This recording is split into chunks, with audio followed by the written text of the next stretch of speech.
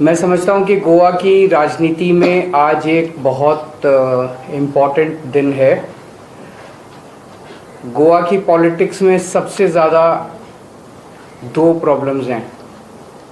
एक तो करप्शन बहुत ज़्यादा है, बहुत ज़्यादा है। गोवा सरकार देश में it is one of the richest governments in the country, और उसके बावजूद गोवा के लोगों को सुविधाएं नहीं मिल पा रही।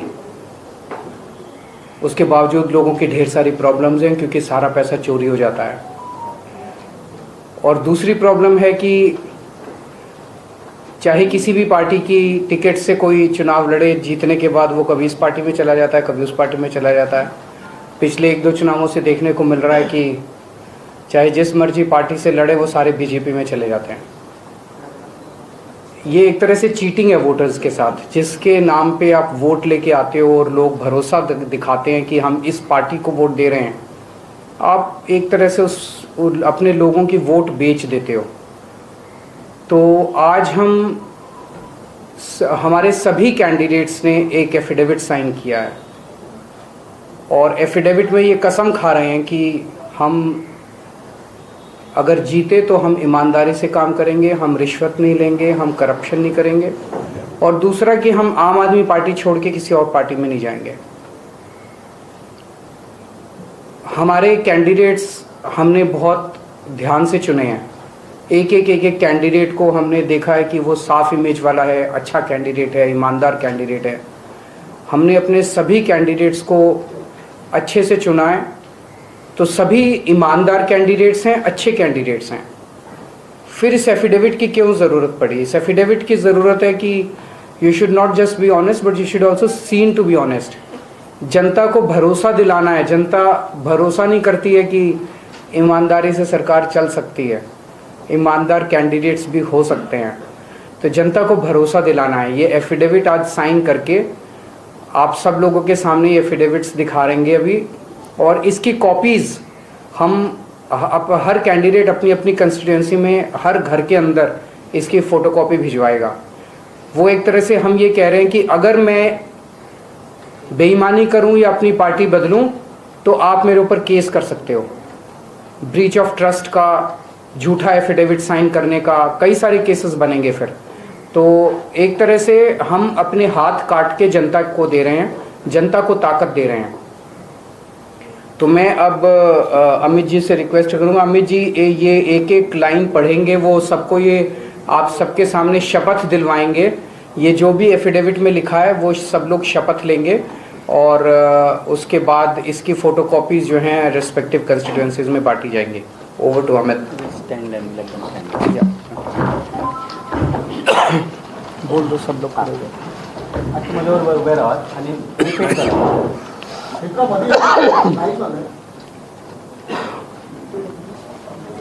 आप आपले ॲफिडेविट घेऊन रिपीट करा. हांव तुमचें नांव सांगात आं. अमित अशोक पालेकर, वर्सा 45 वर्सां, रावपी सांताक्रूज, सोपूतपत्र बरोवपाचें कारण म्हळ्यार सांताक्रूजच्या लोकांनी म्हाका आमदार म्हणून वेंचून दीत जाल्यार देवाक साक्षी दवरून हांव सोपूत घेता की हांव केन्नाच लाच घेवचो ना. हांव आम आदमी पार्टी सोडून बाकीच्या खंयच्याच पक्षांत वचचो ना. हांव सांताक्रूजच्या लोकांची मनासावन सेवा करतलो. हें म्हजें वचन आसा आनी हांवें दिल्लें उतर पाळूंक ना जाल्यार सांताक्रूजचे लोक म्हज्या आड कायदेशीर कारवाय करूंक शकतात. हे सोपूतपत्र हांव पुरायपणान स्वताचे खोशेन, अक्कल हुशारीन आनी कोणाच्याच दबावाक बळी पडनासतना बरयता. देव बरें.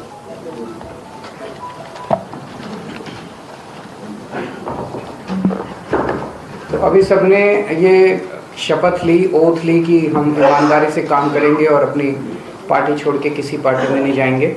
अब ये कॉपीज़ जो है हम हर कैंडिडेट अपने अपने कंस्टिट्यूंसी में बांटेंगे। अगर कोई क्वेश्चंस हैं तो आप बताइए। अमित, इसका लीगल क्या है? सर्टिफिकेट का आप एडवोकेट हैं, बताएं कि सर्टिफिकेट का कितना वैल्यू?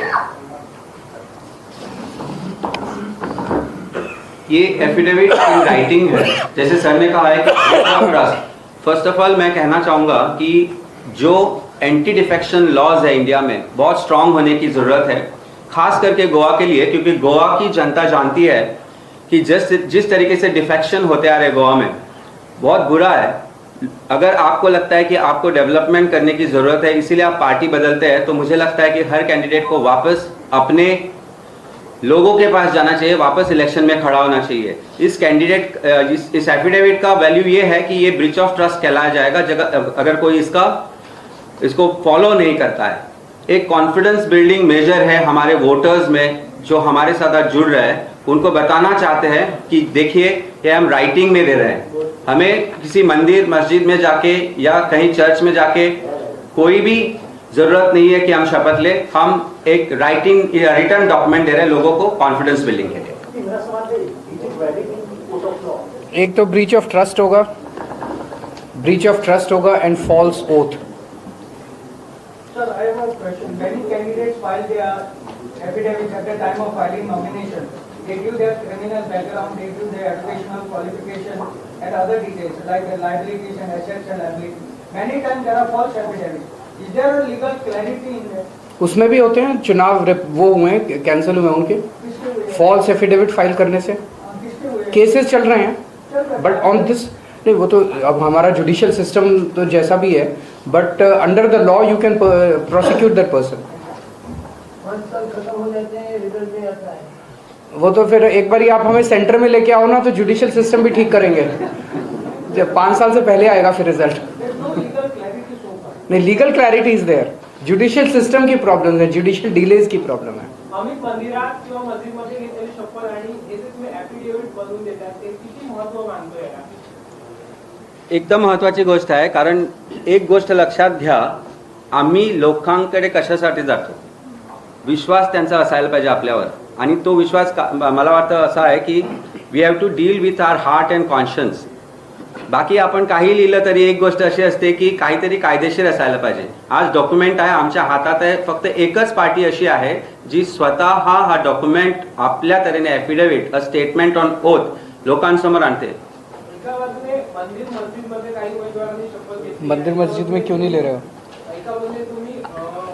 मैं एक पार्टी ने ली है, मंदिर मस्जिद लेके गए, मंदिर और क्रॉस के पास लेके गए थे वो उनको। वो भी अच्छी बात है, हम किसी की बुराई नहीं करना चाहते, वो भी अच्छी बात है। मंदिर में भी लेनी चाहिए, मस्जिद में भी लेनी चाहिए, भगवान के सामने भी लेनी चाहिए, लेकिन डेमोक्रेसी में जनता भगवान है, जनता के सामने जरूर लेनी चाहिए। जनता को कैसे कॉन्फिडेंस होगा कि इन्होंने मंदिर में जाके आंख बंद करके हाथ जोड़ के क्या बोला था, पता नहीं। हम तो अभी सारे टीवी कैमरास के सामने, सारे टीवी चैनल्स में लाइव चल रहा है, सबके सामने शपथ ली है। अब ये एफिडेविट की कॉपी घर घर में बांटेंगे। फिर अगर ये बदलते हैं, अगर कोई कैंडिडेट बदलता है, तो जनता में उसकी बेइज्जती भी होगी, समाज के सामने है ना, पूरे देश के सामने। अभी तो हो सकता है कई दूसरे नेशनल टीवी चैनल्स पे भी ये चल रहा है, और लीगल सैंक्टिटी भी है। सर, आप एक बहुत ईमानदार आदमी हैं और ईमानदारी से दिल्ली में गवर्नमेंट चला रहे हैं। Thank you. आपका देखा है, लेकिन यहाँ पर उसी तरीके से आप जैसा कोई आदमी है क्या? ये है ना, सारे ढूंढ के आप गोवा के 18 लाख लोगों में से हम ढूंढ के हीरे लेके आए हैं आपके लिए। आप भरोसा कीजिए, आपने 25 साल कांग्रेस पे भरोसा किया, उन्होंने 25 साल राज किया, आपने 25 साल उनको मौका दिया। आपने 15 साल बीजेपी पे भरोसा किया, 5 साल हमें करके मौका दे के देखिए। अगर हम बेईमानी करते हैं, अगर हम ठीक नहीं करते हैं, मैं अगली बार इनके लिए वोट मांगने नहीं आऊँगा गोवा में।